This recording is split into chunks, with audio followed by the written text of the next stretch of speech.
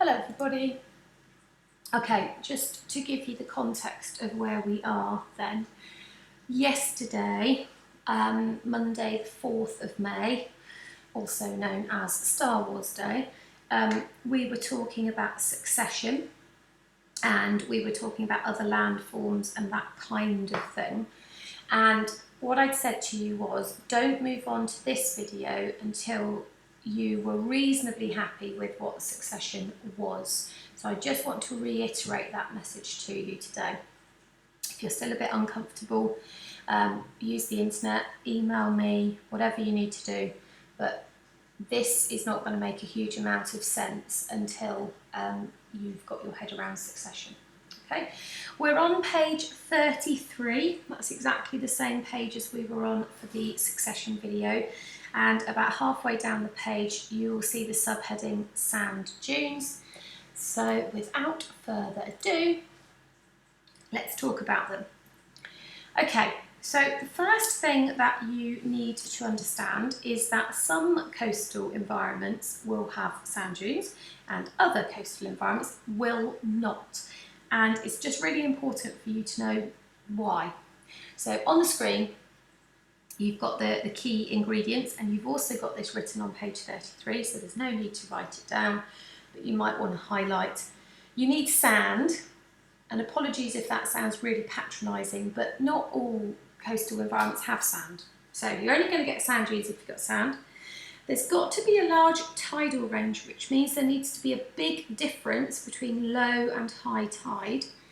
And it needs to be windy, because when we did the transport part of the coastal processes section, we talked about aeolian, which is a very posh word for stuff that gets picked up by the wind. It's got to be windy enough that the wind can pick up sand particles. Okay, so you'll only get sand dunes in very particular conditions. But how you actually get sand dunes, I would normally have drawn this on the board, so I've had a go. It's terrible, even worse than my usual attempts on the board, but hopefully once I've explained what on earth it is you're looking at, it might make a bit more sense. Okay, now the black blob, this thing, is any kind of obstacle. It could be a crisp packet, it could be a dead seagull, it could be pretty much anything. It's some kind of obstacle. The yellow dots are sand grains. This is the wind. Okay, so the wind has picked up sand particles and they're now airborne. Okay, and as that wind is blowing, if there is any kind of obstacle, those sand grains are going to get trapped around that obstacle. And hey presto, ladies and gents, that is the very beginning of a sand dune. So you need sand, big tidal range, wind, and an obstacle. And if you're a visual learner, and I'm sure you can do a significantly better job than I have, maybe a little sketch of something like that might be helpful to you. Now, once that sand dune has been created, it's known as an embryo dune, embryo sort of meaning baby, if you like. And if you go back to what we were talking about yesterday, what has been created is some land, if you like, that didn't exist previously. So my analogy for succession, no, not my analogy, my example for succession is always a brand new volcanic island that just appears in the middle of the ocean, for example, Hawaii or off the coast of Iceland, because that just sort of makes sense in people's heads. Well, embryo dunes are the same basic principle. They're land that didn't exist previously, and what's going to happen is the process of succession. But here's the weird thing. The real important thing in succession is time. It takes time for the species, for the weathering, for the conditions to change, so that you go from having nothing at all to a fully developed ecosystem. That takes ages. Well, here is the mind-bending thought, and it's written towards the bottom of page 33. Once your sand dune has been created here, the embryo dune, it will slowly move inland. So this mature dune, which is not please don't call it this, but it's basically like the grandad dune. That dune was created here, but it very slowly moves inland because these sand particles get blown over here, and so you have this kind of rolling over effect, and gradually, I think the average rate is about 2 metres a year, gradually your whole sand dune moves inland. I know that's weird, but even if that kind of doesn't make a huge amount of sense to you, all I really need you to accept is that this is the youngest sand dune, and as you go backwards, they get older. Because what that means is that we are going to be able to see all of the stages of succession as we walk inland. Okay, it's a bit of a bizarre thought, isn't it? So you've got that written at the bottom of page 33, and I mentioned yesterday a website called Time for Geography. They've got some really good bits on sand dunes here, so if you want extra help, then please click that hyperlink. The PowerPoint we're using for the first 3 videos this week is called Sand Dunes and Salt Marshes. Here's a slightly different view in case that helps you. So here is our beach. We get the baby sand dunes right at the back of the beach, and then we go through the stages of succession until we end up with woodland at the back. All right, so it's exactly the same principle as that. We're just looking at a real life photograph of it. Oh, and a little arrow, youngest, oldest. This is what embryo dunes might look like. Now we're going to be looking at the very bottom of page 33 and the top of page 34 to talk about embryo dunes.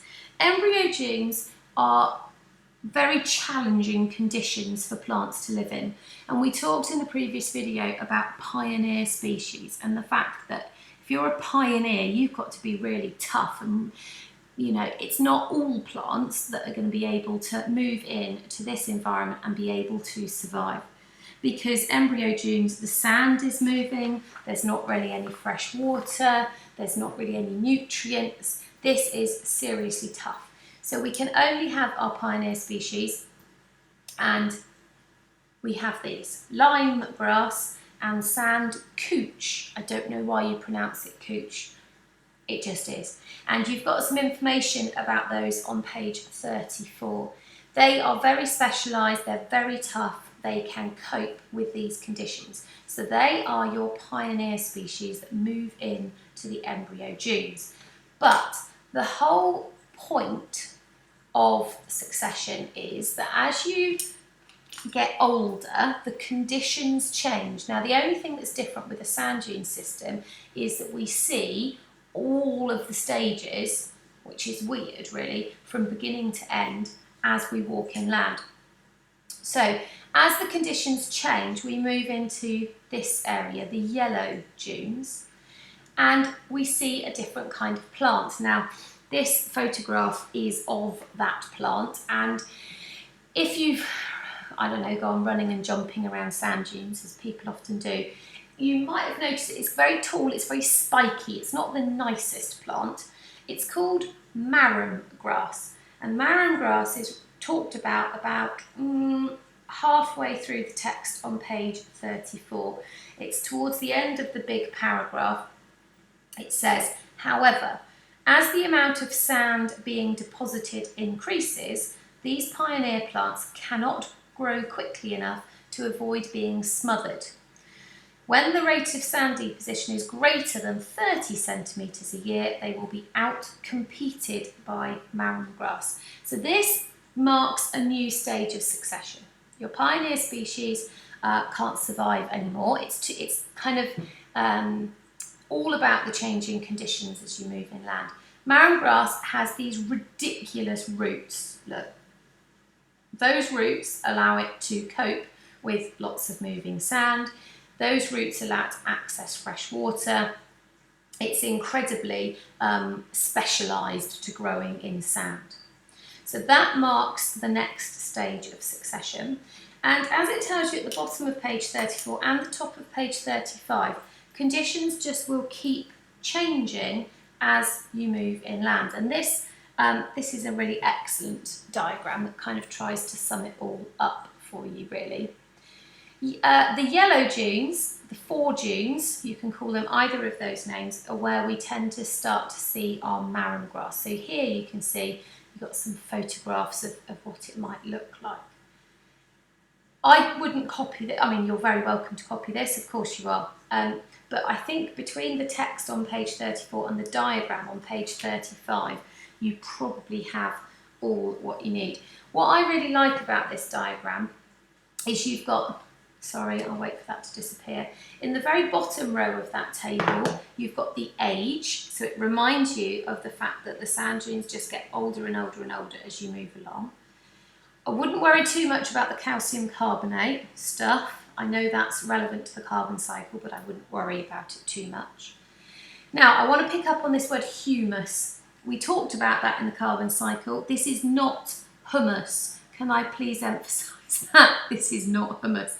Humus is another name for dead organic matter. So it's stuff that was alive and then died, and it's become the kind of brown jelly-like stuff that you find in a soil.